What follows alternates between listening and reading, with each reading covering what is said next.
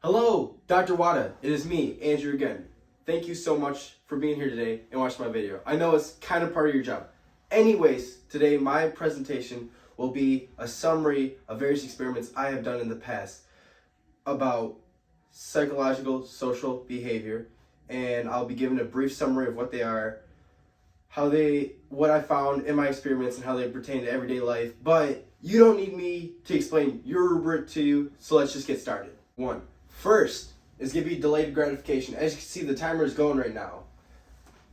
Just a little thought experiment. Try and watch it for a minute. I don't want you to do that. I want you to pay attention to me. But if other people watch this, see if you can keep your attention on that. Anyways, why is delayed gratification a thing, right? Why is it a big deal? Well, it helps create the ideal self, who you want to be and how to achieve it. It creates goals, motivation, and it helps lead to a better life. Delayed gratification is slowing yourself down from having instant rewards for better off rewards later down. How it pertains to life? Well, think about it. Fast food, phones, social media, everything we do around is instant. We, especially nowadays, out of every time in history, have to focus on delayed gratification to become successful human beings. If not, you're just going to end up running. You don't want that life. And in my experiment, it was actually funny because the experiment I tested this was the first time I went out in public with it. And since we've become so desensitized to TikTok challenges, so short, I tried getting people to do a simple 20 push-ups for $3 instead of nothing for $1. But social media nowadays, everyone thought it was a double and pass it on challenge, which was very interesting to me because they weren't really focused on what I was saying and kind of thought it was more, oh, this is another trend, I guess I'll just hop on it. But then most people, it was kind of 50-50 with who did it, who didn't, who didn't. But at the end of the day, I realized some other stuff not even associated with the experiment is that social media has definitely dimmed us down in our delayed gratification, and it is one of the most key things in life is being able to resist, control yourself, and have more control over your life. It creates restraints and it leads to success. Next up is ostracize. Well, I know the word may be a little funky for some people, but you know what it is. I know what it is. It's basically exclusion from a group or society. Being ostracized is very common for people. It is one of the most powerful tools we can do as humans to almost break down someone. It could be aligned with torture in a way, but being ostracized, being excluded from a group, yada yada yada, everyone's mostly experienced it in their life. And in my experiment, I just did a simple pass the ball 50 times with my friends and excluded one person. And that little experiment still had about the same effect of it. He was sad that he never got the ball. We all pretended like we never even did it to him. And it was only a minute or two action, but it was so soul crushing that it still had effects on them. And even within that small span of time. And in everyday life, well, think about it.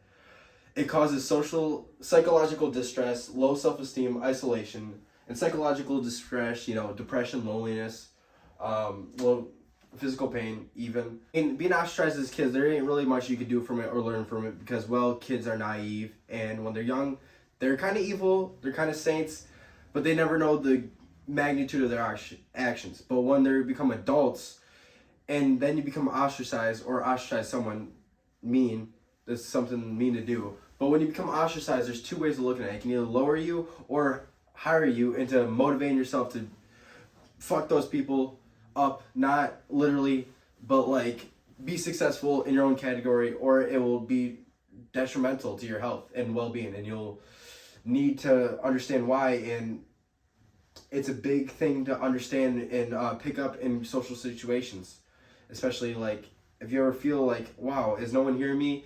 Am I even being heard? Chances are you could be ostracized.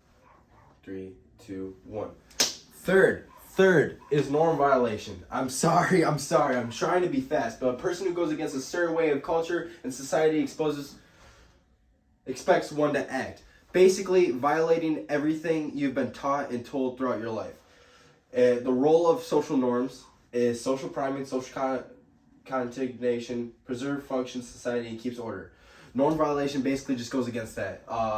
It could be bad, like breaking the law, right?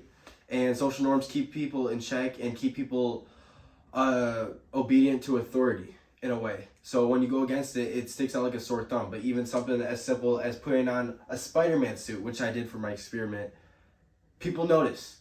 People notice it immediately. But the thing about me putting on a Spider-Man suit too is people didn't say, oh, it's a guy in a Spider-Man suit. They said, oh, that's Spider-Man. People just accepted that I was like Spider-Man, but they haven't seen Spider-Man in public before. So of course I got a lot of attention, and I even got people who took pictures with me. Very strange. They didn't know me at all, and they just took pictures with a stranger. But it's because I was wearing a Spider-Man suit in an environment which doesn't grant a Spider-Man suit.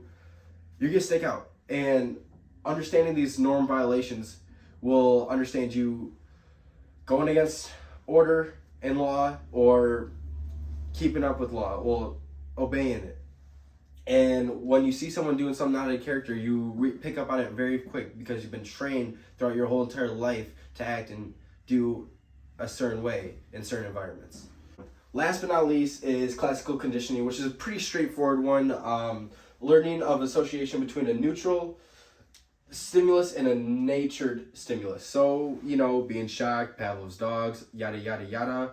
My classical conditioning, I shot people after a trigger word was said, and people picked up on it quick. People stopped saying the word. My friend said, I said asparagus. I shot her every time I did that. She picked up after 3 times. The other friend, every time she said her friend's name for a trip, I would shoot her. And she didn't pick up as quick, but she kind of knew what was going on. But in both scenarios, they stopped using that word. They were conditioned to not use that word no more. They instantly started hunching over. And that could be used a lot to fear, responsible for fear responses. They can help with addiction and create organized behavior. Addiction, well, if you think of drinking poison every time you pick up a bottle of alcohol, you're not going to want to drink alcohol anymore. What? Okay. And it's very crucial in adjusting behavior and basically creating behavior for a human and shaping them into what they are. Because eventually, after teach them so much and punch and whatever the stimulus is, you can take that stimulus away and they'll still be doing exactly what you trained them on. And that could be used to, well, shape whoever you want. Don't do it against humans though, that's bad. In summary, all these do have good or bad effects. Ostracized, classical conditioning, norm violation, they could all be very bad things. Some of them could be good things, depending on what you're being conditioned to, what you're violating, who's ostracizing you, because sometimes people don't deserve your fucking attention. Delayed gratification usually always tends to be more good. Don't eat that cheeseburger, run that race, run that marathon, go outside, smell some trees, read a book. And they all relate back to certain theories: social comparison theory, social identity theory, self-determination theory, and more. But they all basically just summarize that you are one person, but yes, you are individual and you are unique, but you are heavily influenced by your environment and the people around you and the culture you are a part of. And all those come together to help build and shape who you are. And in today's society, you will be shaped by your environment. It's not escapable. You will become more of that, and it may help you, may not help you.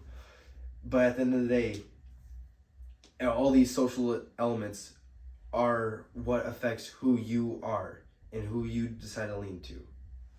So thank you for my presentation. Hello, Dr. Watta. If you're seeing this, well, then you may have watched the whole video, which thank you for doing that. And I'm so sorry that it was past the time. I really, really tried condensing it down. I tried editing a lot. I did some retakes, but I can't really fit everything I put on the poster within this time frame. And I just hope you give a grade reduction on the time only and not just exclude everything past that. And if you do, I guess that's what it is. I am sorry for kind of wasting your time. Thank you so much if you watch this. If you didn't, then you don't even see this, and that's fine. And I just hope it's not an E, because this is a big grade. All right, have a good night.